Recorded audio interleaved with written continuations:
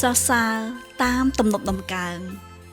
ដែលយើងនឹងសរសើរដំកើងព្រះតាមទំនុកដំកើងជាមួយគ្នាចាសសូមឲ្យចិត្តយើងដែលជាកូនព្រះនោះបានសរសើរទ្រង់រាល់ថ្ងៃត្បិតព្រះដ៏ពិតនៃយើងជាព្រះដែលមានព្រះជន្មរស់នៅទ្រង់តូចឃើញនិងជ្រាបយល់ដឹងនៅដំណើរផ្លូវជីវិតរបស់យើងរាល់ពេលវេលាហើយទ្រង់សពប្រតិឲ្យយើងបានរៀនទុកចិត្តលើទ្រង់ក្នុងគ្រប់កលៈទេសៈនិងគ្រប់ពេលវេលាចូលយើងសរសើរដំកើង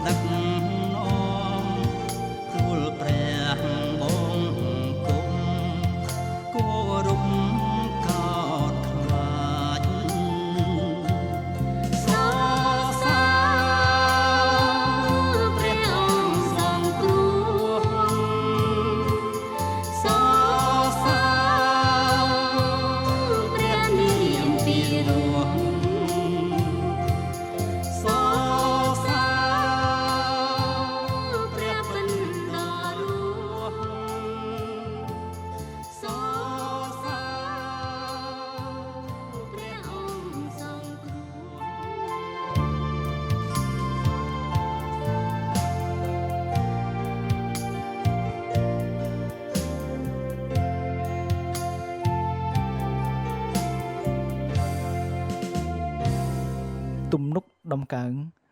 2 1-6ហេតុអ្វីបានជាអស់ទាំងសះជ្រួលជ្រើមឡើងហើយជនជាតិទាំងពួងមានគំនិតជាឥត្សាដូច្នេះពួកមហាក្សត្រនៅផែនដីលើកគ្នាឡើងពួកគ្រប់គ្រងទាំងប៉ុន្មានក៏ប្រឹក្សាគ្នាទាស់នឹងព្រះយេហូវ៉ាហើយទាស់នឹងព្រះអង្គដែលទ្រង់បានលាបប្រេងឲ្យដោយពាក្យថាចូលយើងផ្ដាច់ចំណងទ្រង់ហើយបោះខ្សែចងរបស់ទ្រង់ពីយើងចេញឯព្រះដែលគង់នៅឋានសួគ៌ទ្រង់នឹងសើចព្រះអម្ចាស់ទ្រង់នឹងចំអកឲ្យគេរួចទ្រង់នឹងមានបន្ទូលដល់គេដោយសេចក្តីក្រោធនៃទ្រង់ព្រមទាំងបំភ័យគេដោយសេចក្តីឃោរឃៅផងថាអញបានតាំងស្ដេចរបស់អញឡើងហើយគឺនៅស៊ីយ៉ូនជាភ្នំបរិសុទ្ធរបស់អញស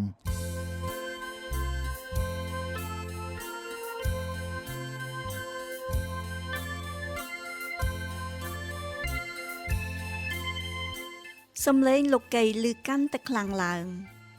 មានសំឡេងច្រើនណាស់ដែលទាក់ទាញកន្ត្រាក់អារម្មណ៍របស់យើង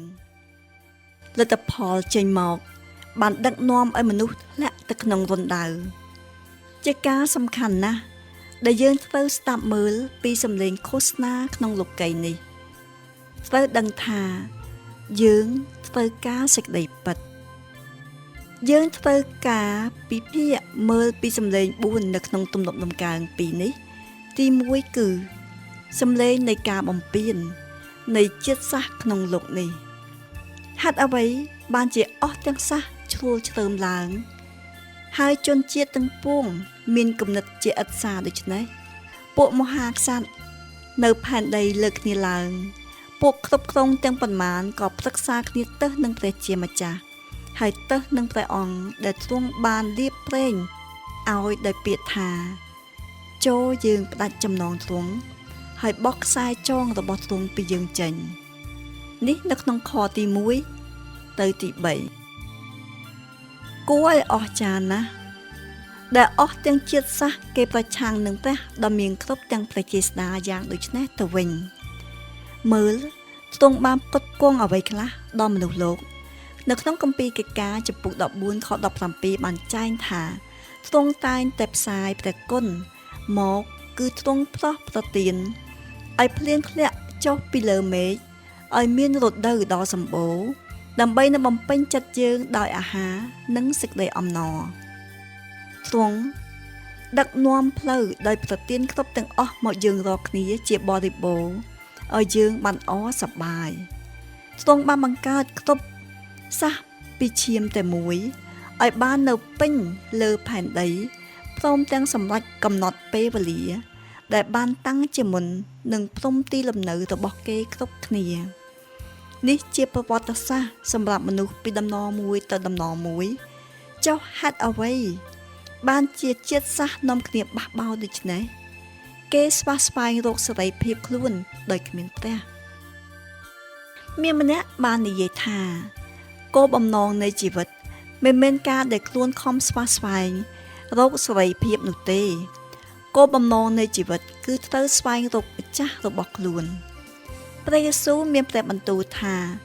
ចូលទទួលនឹមខ្ញុំហើយរៀនពីខ្ញុំចុះត្បិតខ្ញុំស្លូតហើយមានចិត្តសុភាពនោះអ្នករាល់គ្នានឹងបានសេចក្តីសម្រាកដ៏ព្រលឹងក្នុងលោកនេះ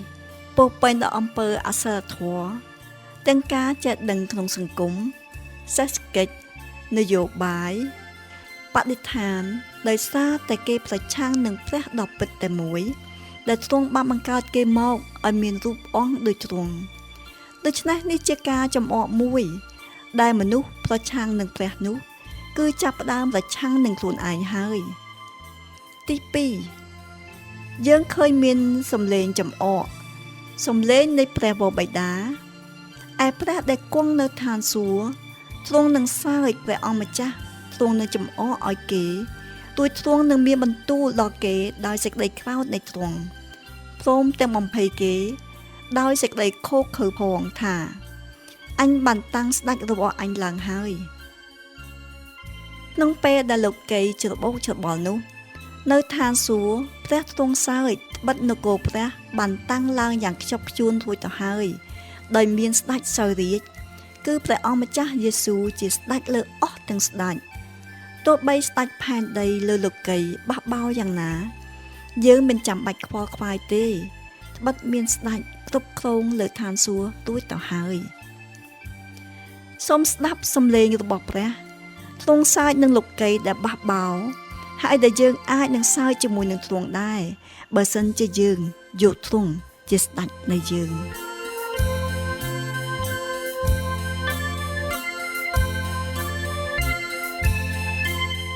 ជាញឹកញយពិភពលោកខិតខំកិច្ចចេញពីសេចក្តីពិតសំឡេងបះបោរបានឮច្បាស់ណាស់គ្មានសិលធម៌ប្រព្រឹត្តអំពើពុករលួយបានបង្ហាញច្បាស់ពីការដែលគេបះបោរនឹងព្រះចូលទៅតើសំឡេងអ្វីដែលត្រូវស្ដាប់នោះតើអ្នកចូលរួមចំណែកនៃការបះបោរនោះឬអ្នកក៏អាចនឹងសើចជាមួយនឹងព្រះចំពោះលោកីដែលពោពេញដោយការបះបោរប្រឆាំងនឹងព្រះវិញ